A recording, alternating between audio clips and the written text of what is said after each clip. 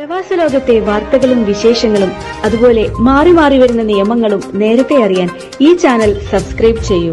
അടുത്തുള്ള bell icon enable ചെയ്യാൻ മറക്കേണ്ട. Oman വാർത്തകളിലേക്ക് സ്വാഗതം. ഇന്ന് 2024 നവംബർ 25 തിങ്കൾ. പ്രധാന വാർത്തകൾ. മസ്കത്ത് അന്താരാഷ്ട്ര വിമാനത്താവളം വഴി മയക്കുമരുന്ന് ഗുളികകൾ കടത്താൻ ശ്രമിച്ച വിദേശി അറസ്റ്റിൽ. ഏഷ്യൻ പൗരനെയാണ് എയർപോർട്ട് സെക്യൂരിറ്റി വിഭാഗത്തിലെ ആന്റി നർക്കോട്ടിക് ഡിപ്പാർട്ട്മെന്റുമായി സഹകരിച്ച് ഡയറക്ടറേറ്റ് ജനറൽ പിടികൂടിയത്. 120 ക്യാപ്സ്യൂളുകൾ പ്രതിയിൽ നിന്ന് കണ്ടെടുത്തു. നിരോധിത ലഹരി വസ്തുക്കൾ വയറ്റിനുള്ളിൽ ഒളിപ്പിച്ച നിലയിലായിരുന്നു. പ്രതിക്കെതിരെ നിയമ നടപടികൾ പുരോഗമിക്കുകയാണെന്നും റോയൽ ഒമാൻ പോലീസ് അറിയിച്ചു. ശൈത്യകാല അവധി അടുത്തിരിക്കെ ടിക്കറ്റ് നിരക്ക് കുത്തനെ കൂട്ടി വിമാന കമ്പനികൾ. എയർ ഇന്ത്യ എക്സ്പ്രസിൽ ഉൾപ്പെടെ നിരക്കുയർന്നു തുടങ്ങി. കഴിഞ്ഞ ആഴ്ചയിലെ നിരക്കിനെ അപേക്ഷിച്ച് ഇപ്പോൾ തന്നെ ഇരട്ടിയോളം നിരക്കുയർന്നു. ഡിസംബർ 2ാം വാരത്തിൽ അവധി ആരംഭിക്കുന്നതോടെ നിരക്ക് 4 ഇരട്ടി വരെയാകും. ഡിസംബർ 2ാം വാരത്തിലാണ് ഒമാനിൽ ശൈത്യകാല അവധി ആരംഭിക്കുന്നത്. 3 ആഴ്ചയോളം നീളുന്ന അവധിക്കായി ഇന്ത്യൻ വിദ്യാലയങ്ങൾ അടക്കമുള്ളവ ഡിസംബർ പകുതിയോടെ അടച്ചു തുടങ്ങും. പിന്നീട് ക്രിസ്മസ്, പുതുവത്സര ആഘോഷങ്ങൾ കഴിഞ്ഞായിരിക്കും തുറക്കുക. ഈ അവധിക്കാലത്ത് നിരവധി കുടുംബങ്ങളടക്കമുള്ള പ്രവാസികൾ അവരുടെ നാടുകളിലേക്ക് യാത്ര തിരിക്കും. നാട്ടിലുള്ള കുടുംബത്തോടൊപ്പം ആഘോഷങ്ങളിൽ പങ്കെടുക്കാനും അവധിക്കാലം ചിലവഴിക്കാനുമാണ് പ്രവാസികൾ എത്തുക. ഇവരെ ലക്ഷ്യം വെച്ചാണ് ടിക്കറ്റ് നിരക്ക് നേരത്തെ തന്നെ വൻതോതിൽ വർദ്ധിപ്പിക്കുന്നത്. മസ്കത്തിൽ നിന്ന് കൊച്ചി, കോഴിക്കോട്, തിരുവനന്തപുരം, കണ്ണൂർ സെക്ടറുകളിൽ അടുത്ത ദിവസങ്ങളിൽ 65 റിയാലിന് മുകളിലാണ് എയർ ഇന്ത്യ എക്സ്പ്രസ് നിരക്ക്. കഴിഞ്ഞ ദിവസങ്ങളിൽ 38 റിയാൽ വരെ ടിക്കറ്റ് ലഭിച്ചിരുന്നു. ഡിസംബർ 3ാം വാരത്തിൽ നിരക്ക് 80 റിയാലിന് മുകളിലെത്തും.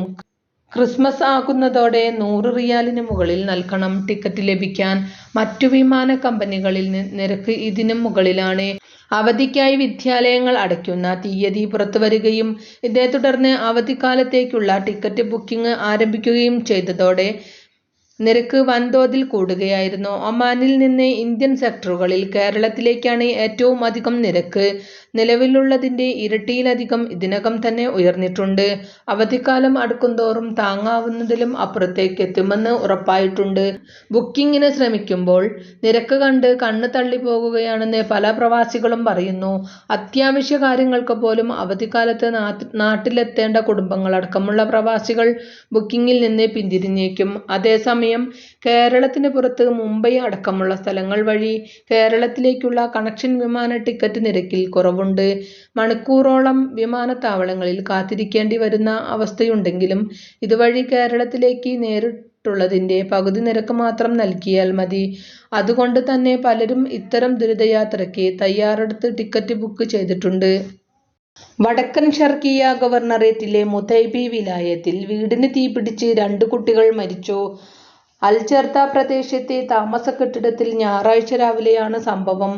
തീപിടുത്തം റിപ്പോർട്ട് ചെയ്യപ്പെട്ട ഉടനെ civil defence and ambulance authority, അഗ്നിശമന സേന സംഭവസ്ഥലത്തെത്തിയെങ്കിലും ഗുരുതരമായി പരിക്കേറ്റ കുട്ടികളുടെ മരണം സംഭവിച്ചിരുന്നു.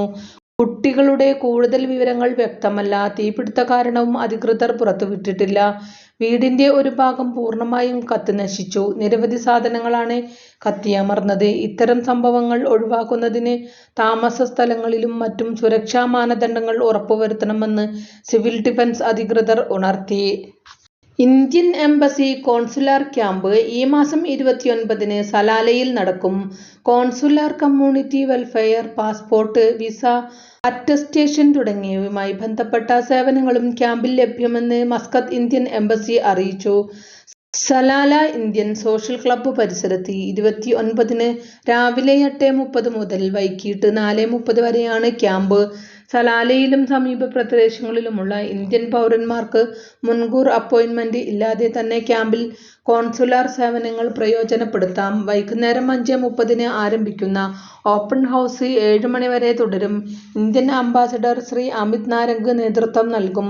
ഓപ്പൺ ഹൗസിൽ ഇന്ത്യൻ പൗരന്മാർക്ക് തങ്ങളുടെ പരാതികളും ആവശ്യങ്ങളും ഉന്നയിക്കാം. അന്വേഷണങ്ങൾക്ക് എംബസി ഹെൽപ്പ് ലൈൻ നമ്പറായ 98282227 Indian social club Salalah number 914027 23235600 എന്നിവയിൽ ബന്ധപ്പെടാം.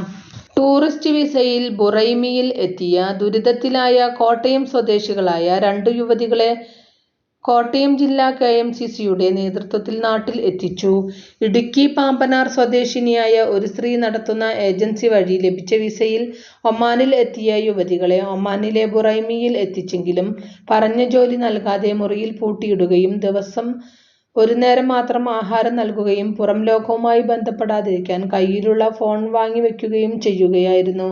അവിടെ ഉണ്ടായിരുന്ന ഒരു ബംഗ്ലാദേശ് സ്വദേശിയുടെ ഫോണിൽ നിന്നും വീട്ടിൽ വിളിച്ച് ഭർത്താവിനെ വിവരം അറിയിച്ച പ്രകാരം ബന്ധുക്കളും നാട്ടിലെ സാമൂഹിക പ്രവർത്തകരും എരുമേലി ജമാഅത്ത് പ്രസിഡന്റും ചേർന്ന് KMCC കോട്ടയം ജില്ലാ പ്രസിഡന്റ് ഷാ റസാഖ് എരുമേലിയെ വിവരം അറിയിക്കുകയായിരുന്നു. തുടർന്ന് ബുറൈമിയിലെ KMCC പ്രവർത്തകരുമായി ചേർന്ന് യുവതികളെ ഒമാനിൽ എത്തിച്ച തമിഴ്നാട് സ്വദേശിനിയെ ബന്ധപ്പെടുകയും അവർക്ക് ചെലവായ തുക നൽകി 2 പേരെയും മസ്കത്ത് വിമാനത്താവളത്തിലെത്തിച്ച് കൊച്ചി വഴി നാട്ടിലേക്ക് കയറ്റി അയക്കുകയായിരുന്നു. ഒരാൾ കോട്ടയം എരുമേലി സ്വദേശിനിയും മറ്റൊരാൾ ചങ്ങനാശ്ശേരി കറുകച്ചാൽ സ്വദേശിനിയുമാണ്. വീട്ടിലെ സാമ്പത്തിക ബുദ്ധിമുട്ടും രോഗിയായ മക്കളുടെ ചികിത്സാ ചെലവും കാരണം ജോലി തേടി ഒമാനിൽ എത്തിയ വനിതകളാണ് ചതിയിൽപ്പെട്ടത്.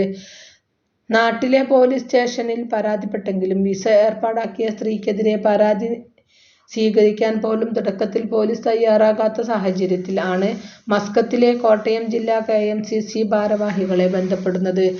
നാട്ടിൽ എത്തിയ ഇരുവരുടെയും കുടുംബാംഗങ്ങൾ കമ്മിറ്റിക്കും പ്രസിഡന്റ് മുഹമ്മദ് ഷാ റസാഖ് എരുമേലിക്കും പ്രത്യേകം നന്ദി അറിയിച്ചു. നാട്ടിൽ എത്തിയ ഒരാൾക്ക് ശാരീരിക ബുദ്ധിമുട്ടുകൾ കൂടുതലായതിനാൽ അടുത്തുള്ള ആശുപത്രിയിലെ ഡോക്ടറെ കാണിക്കുകയും അദ്ദേഹത്തിന്റെ നിർദ്ദേശപ്രകാരം ചികിത്സയും കൗൺസിലിംഗും നൽകുകയും ചെയ്തു.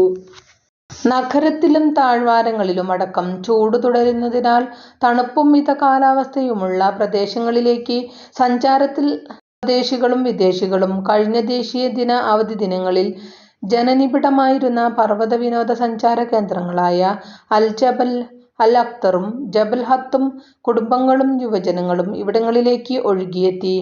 നഗരങ്ങളുടെയും ഷോപ്പിംഗ് മാളുകളുടെയും തിരക്കിൽ നിന്നും ഒച്ചപ്പാടുകളിൽ നിന്നും തീർത്തും ശാന്തമായ പ്രകൃതിയുടെ മടിത്തട്ടിലേക്ക് അവരെത്തി. ക്യാമ്പിങ്ങിന് മികച്ച ഇടം കൂടിയാണിത്. ജനക്കൂട്ടത്തിൽ നിന്നും ആവർത്തന വിരസതയുള്ള ദിനചര്യകളിൽ നിന്നും സമാധാനപൂർണമായ ഒരു അവധി അന്വേഷിക്കുന്നവർക്കുള്ള മികച്ച ഉപാധിയാണല്ലോ ക്യാമ്പിംഗ്. അത്തരം ക്യാമ്പിങ്ങുകളിലൂടെ മനസ്സും ശരീരവും ശാന്തമാക്കാനും സ്വസ്ഥതപ്പെടുത്താനുമുള്ള ഒറ്റമൂലിയാണ് ഈ സ്ഥലങ്ങൾ. ശാന്തമായ അന്തരീക്ഷവും ത്രസിപ്പിക്കുന്ന കാഴ്ചകളുമാണ് പ്രത്യേകതകൾ. അൽ ദാഖിലിയ ഗവർണറേറ്റിൽ സ്ഥിതി ചെയ്യുന്ന അൽ ജബൽ അൽ അഖ്തർ അൽ ഹജർ പർവ്വതനിരകളുടെ ഭാഗമാണ്. സമുദ്രനിരപ്പിൽ നിന്ന് 3000 മീറ്റർ ഉയരെയാണ് സ്ഥിതി ചെയ്യുന്നത്. വർഷത്തിലുടനീളം സ്വച്ഛന്തമായ കാലാവസ്ഥയാണ് ഇവിടെ.